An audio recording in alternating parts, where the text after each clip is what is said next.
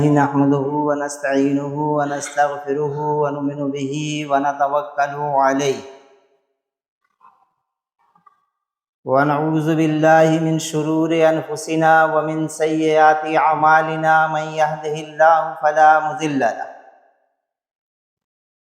ومن يضلله فلا هادي له وأشهد أن لا إله إلا الله وأشهد أن محمدا عبده ورسوله اما بعد اعوذ باللہ من الشیطان الرجیم بسم اللہ الرحمن الرحیم الذین یوفون بعہد اللہ ولا ینقضون المیثاق والذین یصلون ما امر اللہ بہ ان یوصل ویخشون ربهم ویخافون سوء الحساب قال اللہ تبارک وتعالی والذین هم لأماناتهم وعہدهم راعون صدق اللہ العظیم رب اشرح لی صدری ویسر لی امری واحلل عقدۃ من لسانی یفقہوا قولی۔ محترم بزرگ حضرات اور نوجوان بھائیوں، السلام علیکم ورحمۃ اللہ وبرکاتہ۔ پچھلے ہفتے بھی آپ کے سامنے انہی آیتوں کی تلاوت کی گئی تھی اور بات اسی موضوع پر رواں دواں ہے کہ وارثین جنت اور ان کی صفتیں، عباد الرحمن کی صفتیں، دانش مندوں کی صفتیں۔ ان صفتوں میں جس صفت کا ذکر پچھلے ہفتے آپ کے سامنے کیا گیا وہ امانت کے متعلق تھا۔ ہم نے یہ بات آپ کے سامنے رکھی تھی کہ امانات کا لفظ جامع ترین لفظ ہے۔ اس کے اندر وہ امانت بھی شامل ہے جو اللہ تبارک و تعالیٰ نے بندوں کے حوالے کی، اور وہ امانت بھی جو انسان اور انسان کے درمیان اجتماعی طور سے ایک دوسرے کے اوپر واجب ہوتی ہے، اور وہ امانت بھی جو انفرادی طور سے ایک دوسرے کے ساتھ معاملات کیے جاتے ہیں۔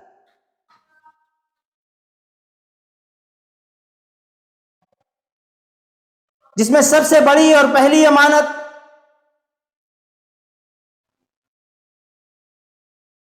جس کا ذکر ہم نے آپ کے سامنے کیا تھا وہ یہ کہ اللہ پاک نے ہمارے حوالے، انسانوں کے حوالے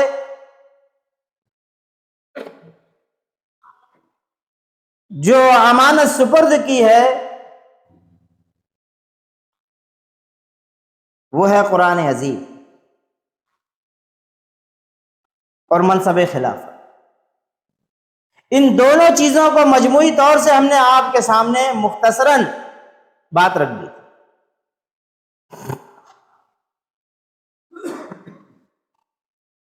اللہ پاک نے انسان کو با اختیار مخلوق بنا کر زمین پر بسایا ہے،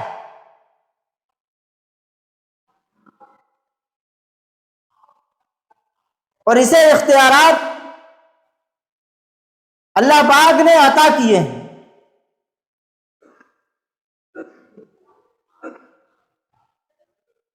اور اللہ پاک نے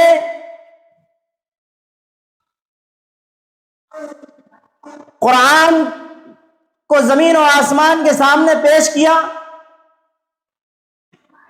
پہاڑوں کے سامنے پیش کیا، اس اختیارات کو، اس ذمہ داری کو ان سے کہا کہ تم اٹھا لو۔ وہ تمام تر طاقتور مخلوقات گھٹنے ٹیک ٹیک کر اللہ رب العالمین کے سامنے عاجزی کے ساتھ یہ بات کہتی ہیں کہ آپ اس سے ہمیں باز رکھیں۔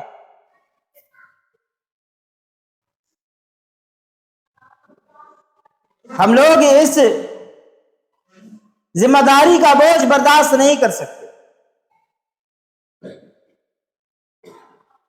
اللہ پاک نے سورہ حشر کے اندر یہ بات کہی کہ لو انزلنا هذا القرآن على جبل لرأيته خاشعا متصدعا من خشية الله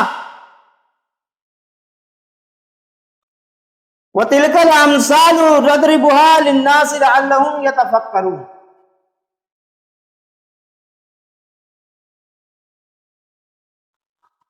اگر ہم اس قرآن کو کسی پہاڑ پر نازل کر دیتے تو تم دیکھتے کہ وہ اس کے خوف سے، اس کے بار سے وہ دبا جاتا ہے اور پھٹا پڑتا ہے۔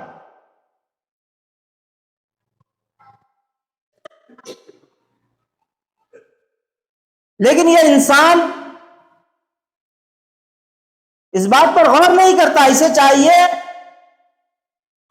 کہ ان مثالوں کے ذریعے سے جو بات اسے سمجھائی جا رہی ہے اس پر غور کرے، اس پر تفکر کرے۔ آپ اندازہ لگائیں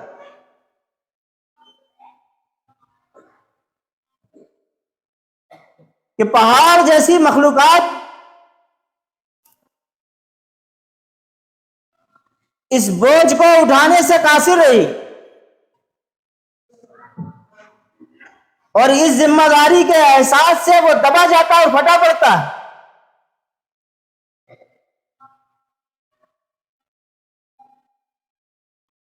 اس اختیارات کا بوجھ وہ برداشت نہیں کر سکتا اور اس ذمہ داری کو اٹھانے کے لیے وہ ہرگز تیار نہیں۔ اس بات کا احساس اسے اس بوجھ کی طرف بڑھنے ہی نہیں دیتا کہ ایک روز اللہ رب العالمین کے سامنے ہمیں جواب دہ ہونا ہے، کھڑے ہونا ہے۔ لیکن یہ انسان عجیب ہے، یہ انسان یہ حامل قرآن بننے کے لیے تیار ہو گیا، اس بوجھ کو اٹھا لیا، لیکن اس کی بے حسی کا یہ عالم، اس کی بے فکری کی یہ حالت اور اس کا تغافل تو ذرا دیکھو کہ وہ قرآن جس پر یہ ایمان رکھتا ہے،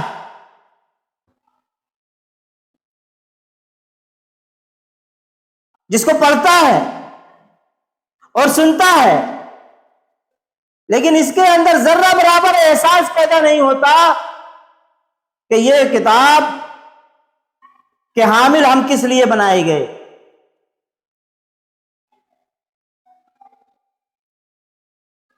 اس کتاب کو نہ سمجھنا سب سے بڑا گناہ ہے۔ اس سے بڑا کوئی گناہ ہو ہی نہیں سکتا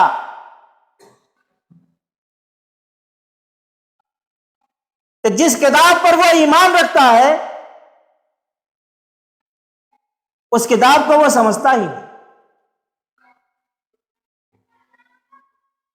اس سے اگر سوال ہو جائے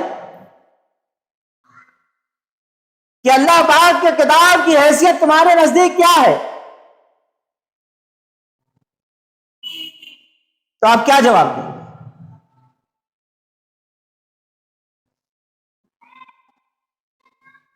اگر گروہ در گروہ کر کے اس سے سوال کیا جائے تو یہ کیا جواب دے گا؟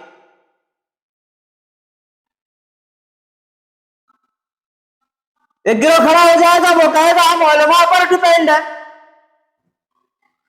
وہ جو کہتے ہیں ہم کرتے ہیں۔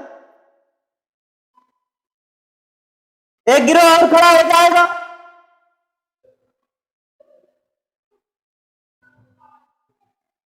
وہ سمجھائے گا، بتائے گا کہ قرآن سب کے سمجھنے کی چیز نہیں ہے، ایک گروہ اور کھڑا ہو جائے گا اور وہ یہ تعویل کر دے گا کہ الگ الگ علماء اکرام کی الگ الگ ترجمے اور تفاسیر ہیں،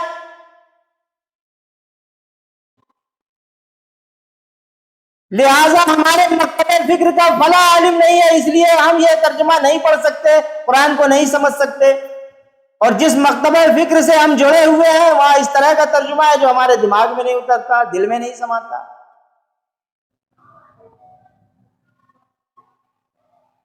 جو ہمارے دارالعلوم اور مدرسوں سے تیار ہو کر علماء اکرام نکل رہے ہیں، ان کی خدمات ہم دیکھ ہی رہے ہیں کہ وہ قرآن کو لے کر میدان میں کتنا حساس ہیں۔ ان کے ہاتھ میں قرآن نہیں ہوتا، نہ ان کی زبان پر قرآن ہوتا، وہ اپنے اپنے مکتب کی فکر، اپنے اپنے مکتب کے نظریات لے کر ہمارے درمیان آتے۔ لیکن اللہ رب العالمین کے یہاں پر یہ تعویلات کام میں آنے والی نہیں ہے۔ اللہ رب العالمین پوچھے گا کہ اس اخبار کی قیمت تمہارے نزدیک قرآن سے زیادہ تھی جو 2 روپے کا، جو تمہاری اپنی زبان میں نہیں تھا تو تم نے ہندی پڑھنا سیکھا، اپنے بچوں کو ہندی اور انگلش میڈیم سے پڑھایا، عربی کیوں نہیں سکھائی اپنے بچوں کو؟ تم اپنی زبان میں سمجھتے، تم اس کو یوں پڑھتے، یوں اس کا حق ادا کرتے۔ کس نے روکا تھا تمہیں؟ پھر ہمارا جواب کیا ہوگا؟ اور ان تمام مکتب فکر کے لوگوں کا جواب کیا ہوگا جن میں کچھ تو ایسے ہیں جو ڈائریکٹ قرآن سے روکتے ہیں،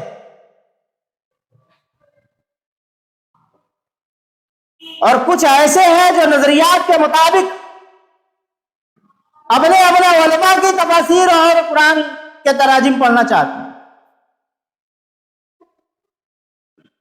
آپ اندازہ لگائیں، اللہ رب العالمین نے اس لیے تو نہیں پیش کیا تھا زمین و آسمان کے سامنے، اور یہ انسان یہ ساری چیزیں سمجھ کر تو نہیں اٹھا لیا تھا اس بوجھ کو۔ ہماری ارواح یا ہم لوگ جو اس قرآن کے حامل ہوئے ہیں، جو اس بنا پر ہوئے ہیں کہ اس امتحان میں ہم اتریں گے، قرآن کو لے کر میدان کارزار میں جائیں گے، اور پھر اس کے مطابق خود بھی عمل کریں گے، دنیا کو اس کی دعوت دیں، اور دنیا میں یہ پیغام عام ہی نہ کریں گے بلکہ اپنا خون پسینہ ایک کر کے اس کو غالب کرنے کی کوشش کریں۔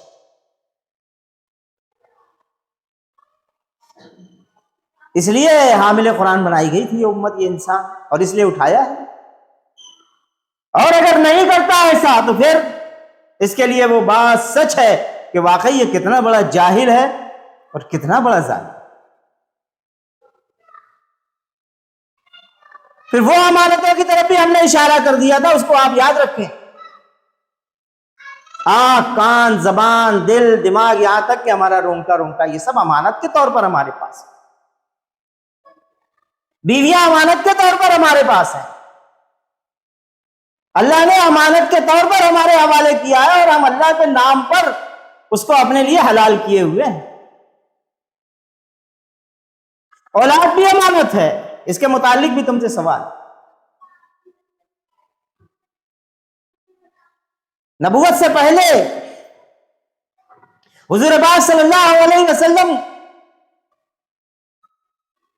جس نام سے پہچانے جاتے تھے وہ محمد نہیں تھا۔ جب آپ نے کنویں فارا پر صدا لگائی اور لوگ جمع ہو گئے اور آپ نے ان سے کہا کہ تم مجھے کیسے جانتے ہو، تو کسی نے یہ نہیں کہا کہ آپ محمد بن عبداللہ ہیں، بلکہ آپ نے یہ کہا، ساری کی ساری زبانیں بیک وقت یہ کہنے لگی کہ آپ امین ہیں اور صادق ہیں۔ آپ امانت دار ہیں، ہم نے آپ کو کبھی خائن نہیں پایا، اور آپ صادق ہیں، سچے ہیں، کبھی آپ کو جھوٹ بولتے نہیں۔ یہ کب کی بات ہے؟ ابھی آپ نبی نہیں ہوئے ہیں، اور آپ کی پہچان معاشرے کے اندر یہ ہے کہ آپ اپنے نام سے کم اپنی صفت سے زیادہ پہچانے جاتے ہیں۔ تاریخ سے کچھ نہ کچھ ہم سارے لوگ یہاں واقف ہیں۔ وہ زمانہ ایسا زمانہ تھا، ہر طرف لوٹ مار عام تھی، بدامنی تھی، عرب کا کوئی انسان راتوں کو چین سے نہیں سوتا تھا۔ وَالْعَادِيَاتِ ضَبْحًا فَالْمُورِيَاتِ قَدْحًا، اللہ تعالیٰ نے ان گھوڑوں کی قسم کھا کر کے بتایا کہ یہ راتوں میں لوٹ مار کرنے کے لیے نکلتے، یہ چیزیں عام تھیں۔ ان حالات میں لوگ اپنا قیمتی ترین سامان، سونے اور چاندی، ہیرے اور جواہرات، مال و اسباب، حضور پاک صلی اللہ علیہ وسلم کے پاس لا کر رکھتے تھے، اس یقین کے ساتھ کہ آپ سے بڑھ کر امانت دار کوئی نہیں، آپ امین ہیں۔ پورے عرب کے اندر کسی سے یہ امید نہیں کی جا سکتی، خواہ وہ سردار ہوں، قوم کے رہبر ہوں، رہنما ہوں، پروہت ہو، پنڈت ہو، مجاور ہو، ان کے اوپر یہ اعتبار نہیں کیا جا سکتا۔ آپ کے اوپر یہ یقین ہے کہ آپ ہماری امانت کو واپس کریں، ایسا یقین، اور آپ نے اس یقین کو کہاں تک نبھایا ہے کہ جب ہجرت کا دور آیا، آج آپ کو ہجرت کرنا ہے، اور وہ مشرکین مکہ آپ کے ایسے جانی دشمن ہیں کہ سارے قبیلوں سے ایک ایک لوگ ہاتھوں میں ننگی تلوار لیے حضور پاک صلی اللہ علیہ وسلم کے گھر کو گھیرے ہوئے ہیں کہ آج انہیں ختم کر دیا جائے گا، نعوذ باللہ۔ ساری تلواریں ایک بارگی ان کے اوپر آج برسیں گی۔ ایسی حالت میں آپ اپنے بستر پر حضرت علی رضی اللہ تعالیٰ عنہ کو لٹا کر باہر نکل جاتے ہیں، ہجرت کر جاتے ہیں۔ لمبا واقعہ ہے، مختصر آپ کے سامنے رکھا ہے۔ صرف اور صرف آپ کی غرض یہ تھی، حضرت علی کی جان کو خطرے میں ڈالا اس لیے کہ وہ امانتیں جو گھر میں رکھی ہوئی ہیں ان کو اہل مکہ کو لوٹا دینا، پھر تم ہجرت کر کے واپس آؤ۔ ہم اسی رسول کے ماننے والے ہیں، ہم اس نام نامی پر اپنی جانوں کو چھڑکنے والے ہیں، ہم اس نام نامی پر دنیا سے ٹکرا جانے والے ہیں، لیکن کیا یہ سنت آج مسلمانوں کے اندر زندہ ہے؟ یہ ایک سنت پر عمل کرتا ہے، یہ ایک سنت ہے، دنیا کو اپنی طرف راغب کر لینے کے لیے کافی ہے۔ بتاؤ دنیا والوں کو کہ ہم رسول پاک صلی اللہ علیہ وسلم کے ماننے والے ہیں، ہم سے خیانت کی امید نہ رکھنا۔ تم ہماری سہرت پر تلواریں رکھے ہوئے ہو گئے، پھر بھی ہم تمہاری امانتوں کو تم تک لوٹا دیں۔ ہم ایسے امانت دار رسول کے ماننے والے ہیں۔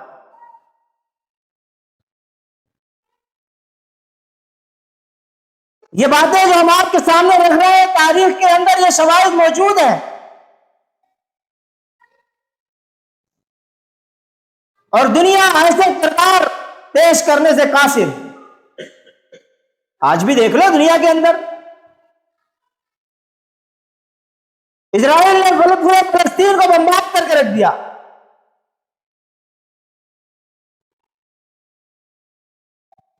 تمام تر قوانین کو وہ پہرے پلے رون ڈالا، لفظ انسانیت کو پامال کر دیا۔ اس کے پاس بھی مسلم بچے قیدی کے طور پر ہیں، اور مجاہدین کے پاس بھی مسلم بچے قیدی کے طور پر۔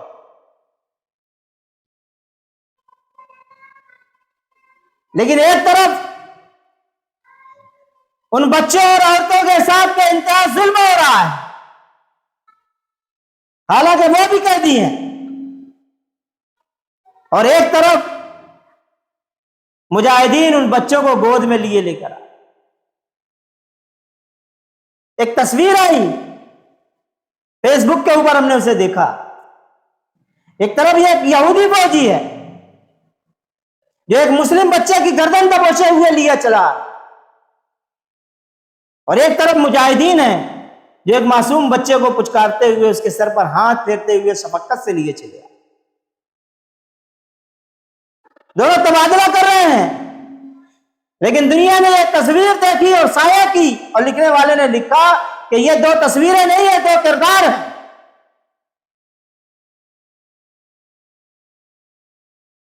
مسلمانوں کا یہ عمل جنگ کی حالت میں بھی ہوتا ہے۔ دنیا آج دیکھ چکی ہے، آج تو میڈیا کا دور ہے، یہ چیزیں دیکھی جا رہی ہیں چشم کشا، کہ ہمارے علاقوں کو پانی نہیں دیا جا رہا، مسلم علاقوں کو بمبارڈ کر کے تاراج کر دیا گیا، لیکن مجاہدین کی طرف سے آبادی کے اندر ایک بم بھی نہیں جاتا۔ یہ اتنا خیال رکھنے والے لوگ ہیں، اپنی امانتوں کا پاس رکھنے والے، یہ کردار ہے مسلمان۔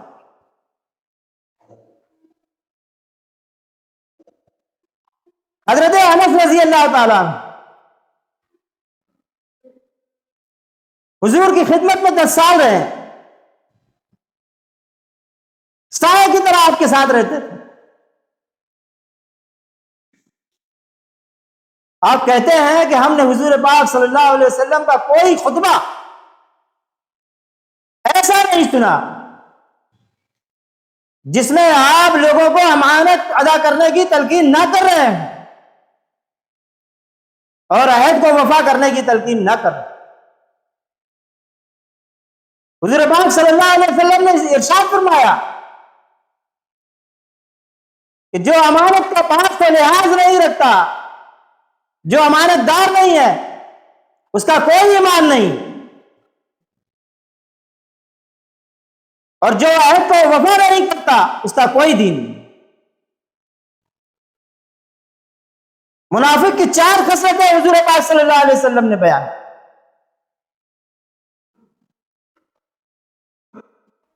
جس میں یہ چاروں پائی جائے وہ پکا منافق ہے۔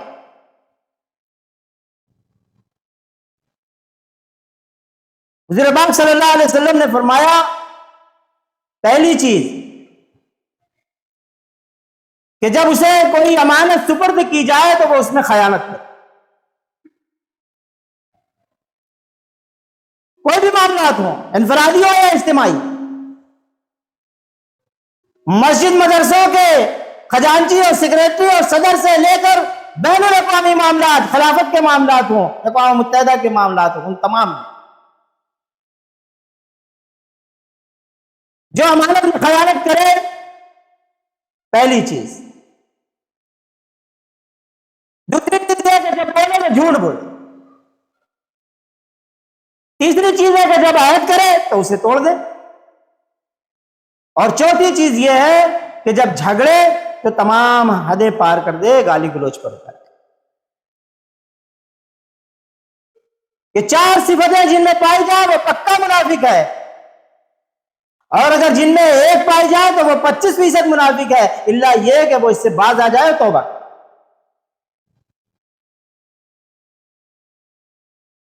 یہودیوں کی ذلت کا ایک سبب یہ بھی تھا کہ وہ خائن تھے، امانت میں خیانت کرنے والے تھے۔ اللہ تعالیٰ نے قرآن عظیم کے اندر سورہ بقرہ میں یہ بات ارشاد فرمائی کہ اگر تم معمولی سے بھی امانت ان کے حوالے کر دو گے تو اس میں سے کچھ لوگ ایسے ہیں وہ تمہیں نہیں لوٹائیں گے، الا یہ کہ تم ان کے سر پر سوار ہو۔ ان کی صفت بیان کی۔ فتح مکہ کے موقع پر ایک بدری صحابی ہے، حضور پاک صلی اللہ علیہ وسلم کی پلاننگ ہوتی ہے کہ لشکر کسی بڑی خاموشی سے کی جائے، اہل مکہ کو معلوم نہ پڑے ہم ان کے سر پر پہنچ جائیں۔ ایک صحابی تھے، ان کا خاندان مکے کے اندر تھا، انہوں نے اس راز کو افشا کر دیا، ایک خط دیا ایک عورت کو اور کہا اسے مکہ والوں تک پہنچا دو۔ حضور پاک صلی اللہ علیہ وسلم پر وحی آ گئی، آپ نے 2 اصحاب کو پہنچایا، وہ عورت پکڑی گئی، وہ خط واضح ہو گیا، معلوم ہو گیا کہ فلاں صحابی ہیں۔ حضرت عمر فاروق رضی اللہ تعالیٰ عنہ نے کہا کہ انہیں قتل کر دیا جائے۔ راز کو افشا کرنا بھی خیانت ہے، اور پھر جو جتنا بڑا منصب اختیار کیا ہوا ہو یا جسے جتنا بڑا منصب عطا کیا گیا ہو یا جو جتنے بڑے منصب پر فائز ہو، اس کو اتنا ہی حساس رہنا چاہیے، اور اس کے راز کو افشا کرنا اتنا ہی بڑا جرم ہے۔ حضور پاک صلی اللہ علیہ وسلم نے انہیں صرف اس لیے معاف کر دیا کہ آپ جنگ بدر میں شریک تھے، اور اللہ پاک نے بدری صحابی کے لیے یہ کہا ہے کہ کیا معلوم ان کی ساری اگلی پچھلی تمام تر خطائیں معاف، اس لیے حضور پاک نے معاف۔ اندازہ لگائیں یہ ساری چیزیں امانت کے متعلق ہیں، امانت میں خیانت کرنے والوں کو جہنم کی وعید سنائی گئی۔ یہ صفت ہے جو مسلمانوں کو اللہ رب العالمین نے عطا کی گئی ہے، بدرجہ اتم تمہارے اندر موجود ہونا چاہیے، بچے بچے کے اندر۔ اب اس مختصر سی تصریح میں جو ہم نے آپ کے سامنے رکھ دی، ہمیں اور آپ سب کو جائزہ لینا چاہیے کہ ہمارا کردار، ہمارا کریکٹر، ہمارے معاملات اس امانت کے تعلق سے کتنی ہے، اور یہ صفتیں ہمارے اندر کتنی جاگز ہیں۔ ربنا تقبل منا انک انت السمیع العلیم وتب علینا انک انت التواب الرحیم، وآخر دعوانا ان الحمد للہ رب العالمین۔